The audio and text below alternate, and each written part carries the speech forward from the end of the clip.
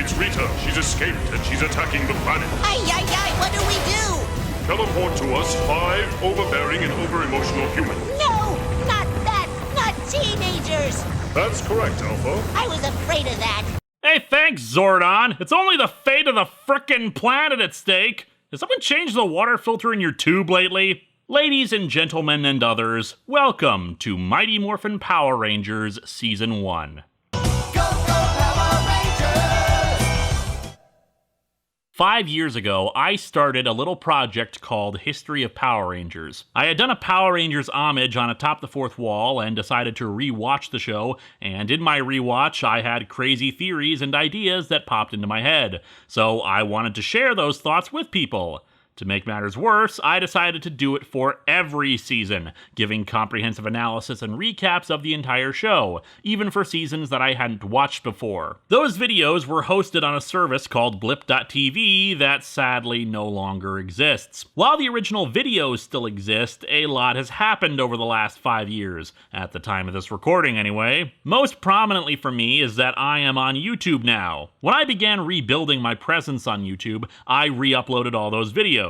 Sometime later, however, I was hit with 2 copyright strikes from Toei, the company that owns and produces Super Sentai, and the videos were all taken down. However, these videos have been one of the most popular things I've ever produced, and I like being able to pay rent. As such, I have decided to re-edit all of my History of Power Rangers videos and put them up again, making them more YouTube-friendly. At the time of this video's creation, Samurai and Megaforce have had that done and are viewable through links on my website, since the videos are unlisted and I prefer to keep my channel's video uploads in order when possible. The audio of all these videos will remain mostly the same, with occasional exception like cutting out my breathing, making corrections to things I got wrong, or reducing the amount of continuous footage that I show. This video, however, is most likely to get the most amount of attention, because most people don't even seem to realize that Power Rangers kept going after Mighty Morphin, and as such I felt it necessary to fully re-record the video so it actually sounded somewhat professional. Then again, I've probably lost most of you by now anyway, since it's taken me this long to get to the damn point,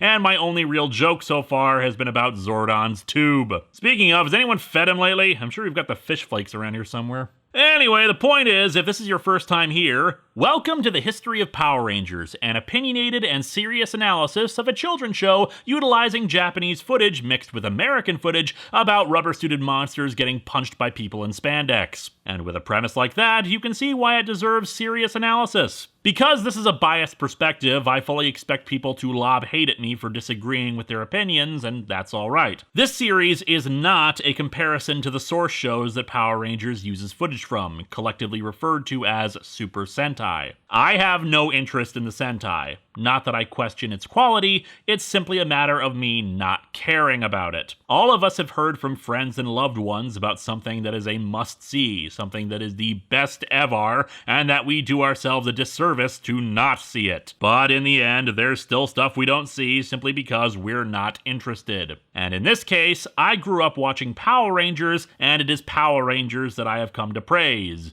Or bury, depending on the season. I will refer to the Sentai occasionally from what little I do know, thanks to the efforts of others who have written up explanations for some of the more bizarre things that Power Rangers occasionally does, but my information is usually secondhand, so remember, it's possible the information I have is wrong. By that same token, I am not at this time interested in Super Sentai's sister series, Kamen Rider. Kamen Rider will have some influence in a few seasons, but for now, it's just not my thing. That being said, the current highest milestone goal of my Patreon, assuming you aren't watching this years later after Patreon has become a sapient being that was forced to be destroyed through chemical warfare combined with appealing to the best traits of humanity, is to review other American shows that are like Power Rangers, including VR Troopers, Beetleborgs, and yes, Kamen Rider Dragon Knight. So if you want to see that happen, feel free to send some support my way. I am not reviewing the first Power Rangers movie for a simple reason. It has nothing to do with the show story-wise. For 20 plus years, Power Rangers has enjoyed a mostly continuous continuity, some seasons leading directly into the next with recurring characters,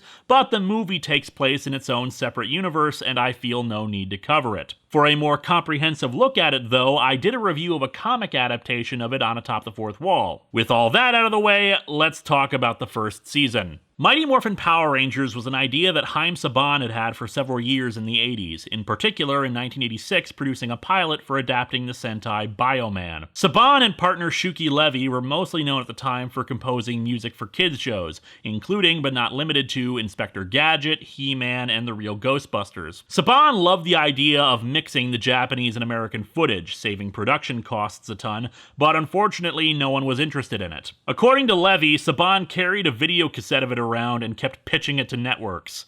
And they all thought it was the worst thing they'd ever seen. In 1988, Saban formed his own production company and made several shows, including the hit that was the X-Men animated series. However, in the early 90s, Margaret Loesch, the head of Fox Kids, was looking for a new series that'd be adventurous, fun, and silly, and Saban showed her the Bioman pilot. Loving the idea, they refined the concepts and negotiated with Toei for a different, then more recent Sentai, Kyoryu Sentai Ju Rangers, and thus Mighty Morphin Power Rangers was born. The series begins somewhere in space. The implication has always been that this is the moon, although in the Sentai it was not. But as the show progresses, we'll learn that the moon is weird in the Power Rangers universe. There's a breathable atmosphere, for that matter, an atmosphere at all. The gravity is normal, and we're still landing on it. Now, in some circles, people debate about whether or not this isn't actually just some other planetoid near Earth, but since future instances will refer to the villains being on the moon, we're gonna call it as such. Anyway, two astronauts find what's called a dumpster, hence the title of the first episode, Day of the Dumpster. That's something else I never got. It's not a dumpster, it's a bin or a barrel. Maybe you can get away with calling it a trash can, but most trash cans aren't made of stone or have jewels engraved in them. But anyway, the astronauts decide to not radio in that they found an alien object, but instead decide to open the quote-unquote dumpster, releasing Rita Repulsa and her band of freaks, her gorilla knight Goldar, her monster maker and scientist Finster, and the comic relief duo of Squat and Babu. Rita Repulsa is a sorceress often referred to as an Empress of Evil, because alliteration makes you sound cooler than a sorceress of mild irritation. Anyway, she spent 10,000 years in the dumpster and now wishes to conquer the first planet she sees, Earth. As you saw before, Zordon, the big giant head, detects Rita's escape and decides to assemble a team of 5 teenagers to combat her. And let's meet those teenagers now. In other installments, we'll save character stuff for the end, but the problem with these early seasons is that while the characters have personalities, they don't have much in terms of an arc. First is Jason, the Red Ranger who teaches a karate class. He is stoic and confident. Zack, the Black Ranger, is Jason's best friend and teaches what he refers to as hip-hop aikido, basically combining breakdancing and fighting. Admittedly, that's kind of stupid in hindsight, but actually it does make for some impressive fighting moves. And some silly ones, but hey, on my show I've got a ninja-style dancer, so who am I to judge? Next, there's Trini, the Yellow Ranger. Okay, let's comment on this. Yes, the Black Ranger is black and the Yellow Ranger is Asian. Let's get this out of the way. They honestly did not realize what they had done in casting until about the 10th episode. It was an honest, if horribly racist mistake, and they rectified it in future casting. Most of the time. There were actually a few pilots made of the first episode, even originally taking place in a bowling alley instead of the juice bar that is used for the social gathering point in the show. In at least one of those pilots, Trini was played by actress Audrey Dubois, who is not Asian. Although ironically, Tommy, who would later become the Red Ranger, was a character with Native American connections. Whoops. Anyway, Trini is also a martial artist, but it's harder to get a gauge on her character. She's probably the least developed of the original team. And I'd be remiss if I didn't mention that the actress who played her, Thuy Trang, tragically passed away in a car crash in 2001. Trini served the purpose of translating the technobabble of the next character, Billy. Billy is the stereotypical brainy nerd, yet if you see him without bulkier clothes, his physique is actually on par with the others on the show. Billy will be a mainstay of the show for the longest time, even after he stops being a Power Ranger. And finally, Kimberly. The second to last of the original 5 to leave the series, she is the stereotypical Valley Girl, a gymnast who loves the mall, and etc., etc. Like Billy, because of how long she stayed on the show, her character will develop beyond the superficial qualities we see in the early days. However, it's also time to meet the real stars of the show. Oh no, look who's here. Bulk and Skull. Bulk and Skull last through 6 seasons of Power Rangers and are the characters that have the most development over the course of it. What started as comic relief bullies evolved into 2 characters who nobly stood up to evil. I love these 2. They're like the 3 Stooges of my generation. Yes, their comedy was often quite predictable, but they added some much needed levity during some of the darker turns of the first few seasons. Sit down. The building's about to fall down. I'm not finished with my ice cream yet.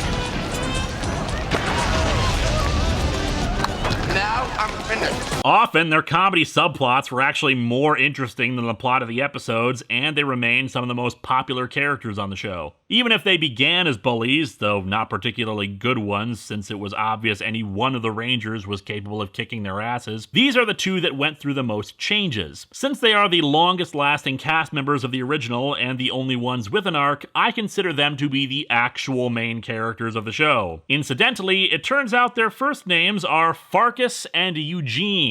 Yeah, I'd have gone by Bulk and Skull too. While there can be very good character moments for the Rangers, they tend to be a bit on the bland side. They're always trying to be goody-goods, always talking about teamwork, friendship, the heart of the cards, blah blah blah. In a show that really liked having clear-cut heroes and villains, Bulk and Skull stood in a gray area for quite a while, and their ultimate nobility served as a perfect capstone to their characters. While in the first season they served primarily as bullies, there were times when their better nature shined through. 2 specific examples come to mind. The first is when they adopt a pig.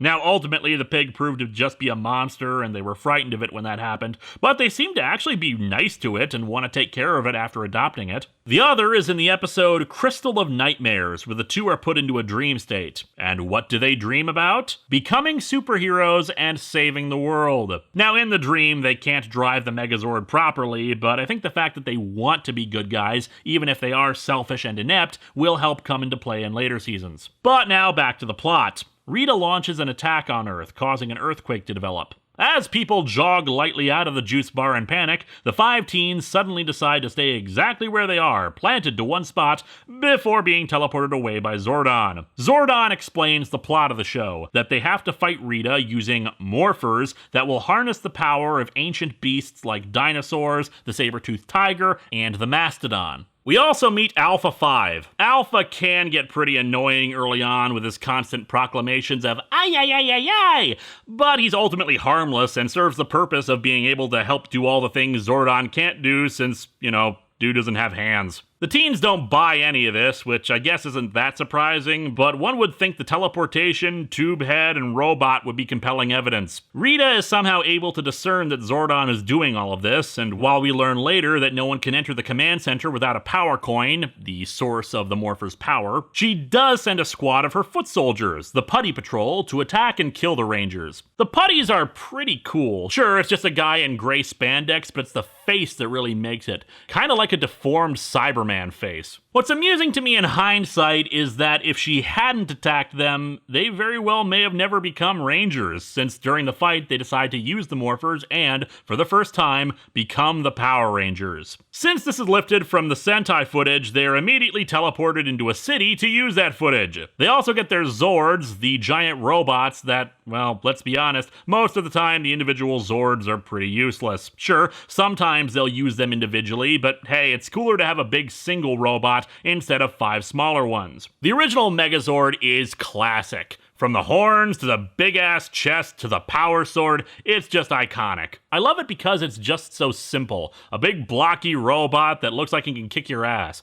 Kind of has an Optimus Prime face going for it. One of the recurring elements of a lot of seasons is that the Red Ranger Zord usually gets the most screen time and also an alternate mode, or just an alternate Zord altogether, while the rest basically just exist to be combined into the Megazord. As a first season, especially the earlier episodes, there were a lot of goofy ideas that were put in because they were still finding out their place and how they wanted the show to work. For example, in the second episode, we see this super duper martial arts move. Zach, ready! Locked on! Go! Let's do it!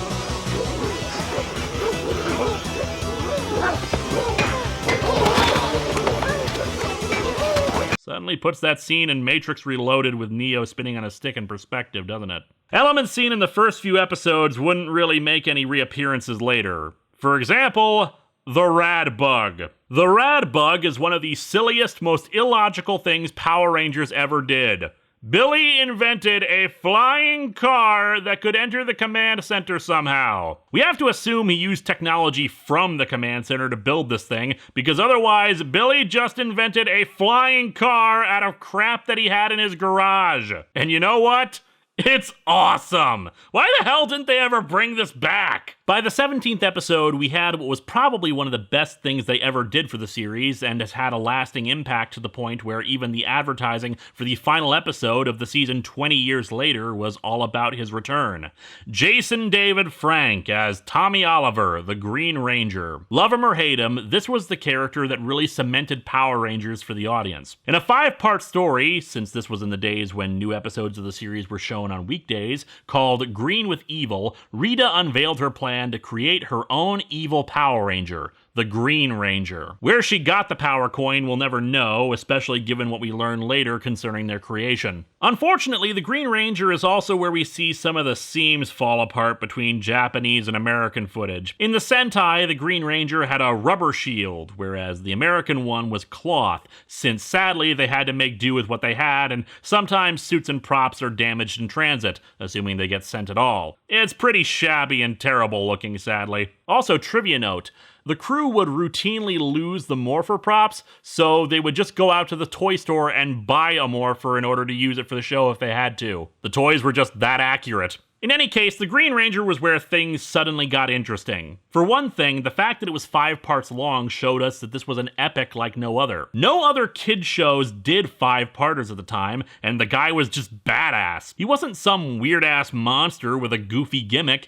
he was an actual human being who was able to outfight the group. He looked different, his weapon was different, and he had a Zord that rivaled the others, rising from the ocean like Godzilla. He wrecked the command center, cut the Rangers off from the guidance of Zordon, and even got into the Megazord to disable that as well. Each episode felt unique, telling a new chapter of the tale as we saw the Rangers having to really step up their game. Billy becoming more acquainted with the technology of the command center, Jason being put in mortal peril as he's kidnapped and has to face Goldar and the Green Ranger without being able to morph. It's glorious. It also introduced another general for Rita, Scorpina. In my original version of this video, I neglected to mention Scorpina because she has no impact on anything. She's in the first season here and there, appears again at the beginning of season 2, reappears for another episode in the season, and that's the end of her. Ultimately, the Rangers broke the spell Rita had placed on Tommy, and he officially joined the team. It's just a really well-written and suspenseful story, in my opinion. They also started the first official romance with Tommy and Kimberly, which, while not really going anywhere with the relationship beyond their dating, it's mostly notable for the fact that they're pretty much the only couple in Power Rangers allowed to kiss. Over time, the show settled into its standard format of issue of the day, monster, Zord fight, and finally tawdry resolution of the issue at the end. While they usually are actually pretty good about their own continuity, there's the occasional bizarre hiccup. For example, there's an episode called Life's a Masquerade, a rather enjoyable standalone episode featuring some great bits by Bulk and Skull, where Rita introduces her super putties, nearly indestructible versions of her old putties. The problem is that the episode right before it, Gung Ho, already introduced the Super Putties, and the group reacts with shock at the premise of the Super Putty both times. Gung Ho is notable for another aspect, the introduction of a new Zord, Titanus. It's a big Brachiosaurus-looking thing that could combine together with the Megazord and Dragon Zord to become the Ultra Zord. Because remember kids, the only thing cooler than one giant robot is a bunch of giant robots merging together to become an even bigger robot. Anyway, eventually the show ran into a bit of a problem. See, a lot of the fight scenes were dependent on the Sentai footage, and, well, there was only so much of it, particularly of the Green Ranger, since his Sentai equivalent actually died partway through Jew Ranger. Now, they solved that issue by writing him out of the show. In the two-parter The Green Candle, Rita unveils a magic candle that, once fully melted, will return the Green Ranger powers to her.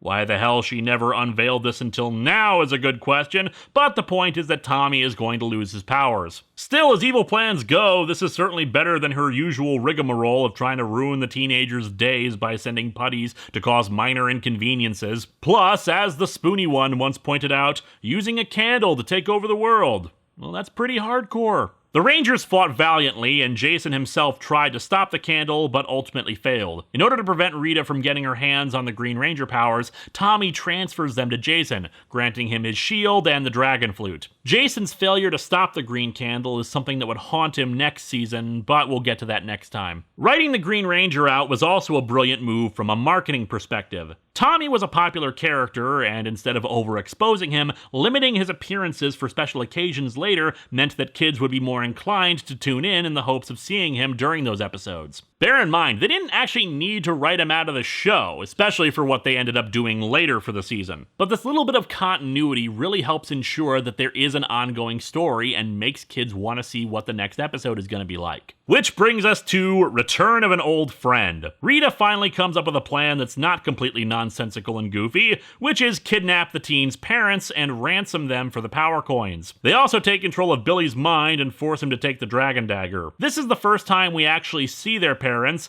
and in true silly fashion, most of them dress color-coded like their kids, with Jason's parents wearing red and Skull's parents wearing punk attire. In fact, Bulk's parents seem the most normal. Our heroes are forced to give up the coins, but of course Goldar doesn't hold up his end of the bargain and keeps the parents. However, Jason reveals that he still has the Dragon Coin. They recruit Tommy once again and infuse him with Zordon's own energy. However, they know it's only a temporary measure and it's likely the powers could give out during a fight. After one of those fights, Tommy's able to retrieve the dagger and the power coins. And while he's now back as the Green Ranger, the group knows that the rejuvenation of his powers is only temporary. Besides for the running subplot of Tommy and Kimberly's relationship, there was also Zach's pursuit of Angela, who would brush him off anytime he tried to impress her. It was actually a nice change to see that the teens weren't successful at everything they did, like it seemed to be, though Angela's heart seemed to be won over whenever Zach did genuinely good things for her. Or when he bribed her. The character pretty much disappeared though, so ultimately it was for naught. One particular aspect that occurred to me as I was watching the later episodes of the season was the change in fighting prowess. In the early episodes, the Rangers tended to fight off putties successfully only after they'd morphed. Otherwise, they relied on tricks or misdirection in order to defeat them. In fact, Tommy's ability to fight off a squad of putties single-handedly was an impressive feat to Rita. However, in a later episode, Zach was able to fight off a squad of putties himself too. Billy's fighting ability in particular would change. In the beginning, he could barely fight off one putty, let alone a whole group of them, but by the end, he was able to hold his own in a fight beyond the stereotypical nature of his character. Mind you, some of this was simply narrative convenience, but it did hang in my mind as I was watching. As I said before, there was a problem of the fight scene footage. Originally, Mighty Morphin Power Rangers was only supposed to be 40 episodes, ending on the two-parter Doomsday. It's a pretty intense episodes, with things looking grim, even parts of the Zords getting sliced off, but of course they win through at the end. Zordon offers them a chance to give up their powers, that they shouldn't have to keep up the fight forever, but they say they'll keep going. I imagine the original plan was for Rita to be destroyed, hence the offer, but of course she was not. With the ever-growing popularity of the series, they decided to keep it on. But the first season, uniquely enough, had 60 episodes in it. So how did they fill up the remaining 20? They actually contacted the creators of Jew Rangers to produce entirely new original footage that would only be used in Power Rangers, referred to by fans as Jew 2. Just damn! The problem that Power Rangers continually face throughout its existence is its low budget, yet what the hell kind of budget did this first season have? While dubbing a show is by no means a cheap process, it would have been considerably cheaper than continually producing original footage with all these characters, having the new footage made by the Japanese producers, and as we'll see, all new sets and villains made exclusively for this show. Now, as I said at the introduction, I started noticing an underlying theme of this season, or at least a motif. It's likely not something that was intentional on the part of the writers, but I feel like it's there regardless. A continual struggle between magic, or at least steampunk fantasy for Rita, and technology for the Rangers. While both sides of the conflict utilize magic or technology, their methodology and surroundings are completely on opposite sides. Rita's palace is full of magic trinkets, and its overall atmosphere is meant to evoke a witch's lair. Her monster-making machine turns clay figures and pops them out as actual living beings. She has a magic wand to make her monsters grow, and she routinely uses magic items to achieve her goals, either calling upon some ancient spirit or, say, using a candle to take away superpowers. Even the monsters themselves tended to have a more mythological or mystical bent to them, or at the very least range on the fantastic. On the other side of the fence are the Power Rangers. The command center is a high-tech facility, and the morphers themselves are an impressive feat of technology, accessing something called the morphing grid to give them their powers. While Zordon may have been described as a wizard before they fleshed out his backstory, he clearly prefers the use of the technology that the group has at their disposal. Alpha himself is a robot, and the Rangers use giant machines to fight against Rita's magically created monsters. Billy is usually the tech go-to guy and also invents new devices to help the team out. Hell, a little kid friend of his, who I swear is supposed to be his brother, even invents a virtual boy.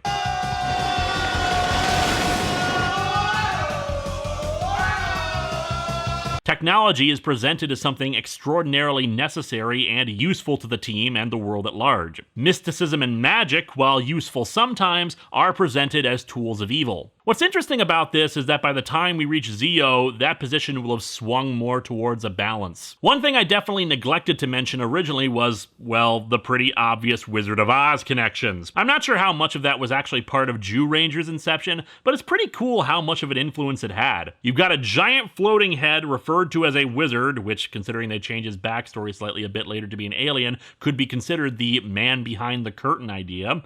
An evil witch, whom even Barbara Goodson, the voice actress for Rita, was told to do a Wicked Witch of the West impersonation, who had at her disposal a flying monkey. It's okay to wear your influences on your sleeve like this and really show how creative you can get with it. I mean, it's not like the show actually has a Dorothy figure, although I've got to imagine somewhere in 800 episodes they had magic shoes. There are other characters on the show, but unfortunately they're kind of superfluous. There's Miss Appleby, the teacher at Angel Grove High, who shows up the most. Principal Kaplan, who's really just there for the occasional comic relief when his toupee gets knocked off, because baldness is funny, I guess. But the other most recurring character is, of course, Ernie, owner of the juice bar. I feel sad that he never really did much on the show aside from occasionally helping out the teens with something they were doing, because he has kind of a quiet charm to him, like the friendly barkeep who's always there to dispense sage wisdom. Hell, if I was writing this nowadays, I'd make Zordon the mentor who could help them with larger-than-life stuff, while Ernie would be the one to help them with stuff all too human. Overall, the success of the show was probably not built on the most engaging of circumstances. While the acting is mixed in the early episodes, the characters do all eventually grow into a position where they're completely believable in their roles, as long as you ignore them preaching about community this and environmentalism that and teamwork and all that crap. Guest characters would be the worst actors, since it comes off as not knowing if they should take their material seriously, or in some cases, they're just terrible actors, like the aforementioned episode with Billy's not brother, with lots of people clearly dubbed in. I owe you an apology, Willie. It seems I overreacted to something that wasn't your fault. If I had to speculate, what I'd say really helped its success was the action. No other American show at the time was showing such complex fighting and choreography. And while the monsters were silly and the jokes were cheesy, there was something of a basic charm to the series that made people, especially kids, want to watch it. The growth of good storylines aided it, especially multi-parters where the stakes were high and you honestly weren't sure how they were going to resolve the situations. And while there were, of course, those times when logic broke through and you asked, say, if Rita knows their identities, why doesn't she blow up their houses? But all in all, the first season was a good start to the show, even if 60 episodes was a bit much, especially when one considers that most of them followed the same damn formula. However, things would only go uphill in terms of storytelling in season 2.